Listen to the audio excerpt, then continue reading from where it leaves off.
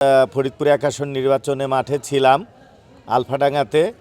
তো আমাদের মধুখালী উপজেলার শেষ প্রান্তে জাহাপুর ইউনিয়নের দস্তরদিয়া মেইন রোডের সাথে আমার জাহাপুর ইউনিয়নের যারা আমার কর্মী তারা ব্যানার নিয়ে ব্যানার টাঙাতে এসেছিল মেইন রোডের পাশে। তো সেই অবস্থায় আমাদের জাহাপুরের মুরারদিয়া গ্রামের কিছু কর্মী ছিল। তোরা যখন এই ব্যানার টানাতে আসছিল, তো ওই গ্রামেরই ওদের আত্মীয়র কাছে জানায় যে ওরা প্রথমে দুইটা ছেলে, জিহাদ নামে আর একটা ছেলে, আরও ২-৪ জন বলছে যে এখানে ধানের শীষ ছাড়া কোনো ফুটবলের প্রতীকের কোনো ব্যানারে এ এলাকায় লাগবে না। তো ওরা বলছে যে কেন? তো বলছে লাগবে না, এটাই কথা। তখন ওদের আত্মীয় যে দুইটা ছেলে আহত হয়েছে, তখন তারা এগিয়ে এসে বলছে যে কোনো অসুবিধা নেই, আসেন আমরা একটু দূরে গিয়ে আপনাদের ব্যানারটা আমরা সহযোগিতা করি। তো যখন ওরা যায় তখন ওদের উপরে ও মানে রাগান্বিত হয়ে উগরে আসে। তা বলতেছে তোমরা এরকম করতেছো কেন? এগুলো বলার সাথে সাথে ব্যানার টানাইতেছে, একজন উঠে গেছে, তখন এসে তার পরিকল্পিত হাতে মানে কাছেই ছুরি ছিল, তখন সে ছুরি দিয়ে ওদেরকে প্রথমে একজনকে আঘাত করে তার বুকে প্রথমে স্টেপ নেয়, তারপরে সে ঠেকায়। পাশেই তার বড় ভাই ছিল, দৌড়ায় এসে সে যখন ঠেকাতে যায়, দুই ভাইকে খুব মারাত্মকভাবে জখম করেছে।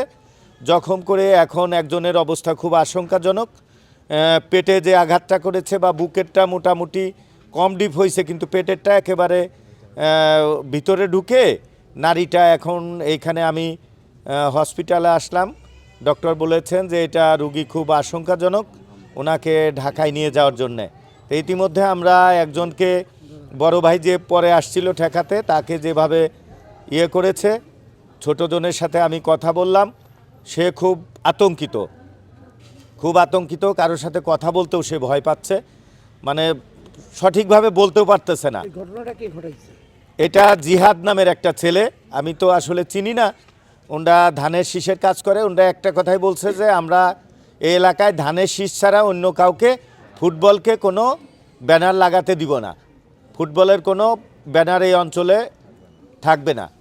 এছাড়া আপনার কি অন্য কোনো হুমকি টুমকি আছে কিনা? হ্যাঁ, আজকে আমার মেয়েরা গিয়েছিল, গতকালকেও সাতর ইউনিয়নে আমার মেয়ে, জামাই সহ আরও মেয়েরা সাথে ছিল, তাদেরকে বলেছে যে আপনারা আমাদের এই অঞ্চলে ঢুকতে পারবেন না।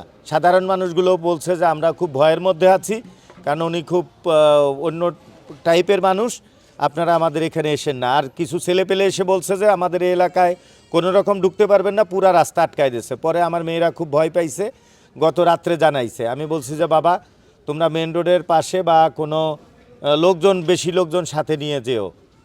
আমাদের বিভিন্ন জায়গায় হুমকি প্রদান করছে।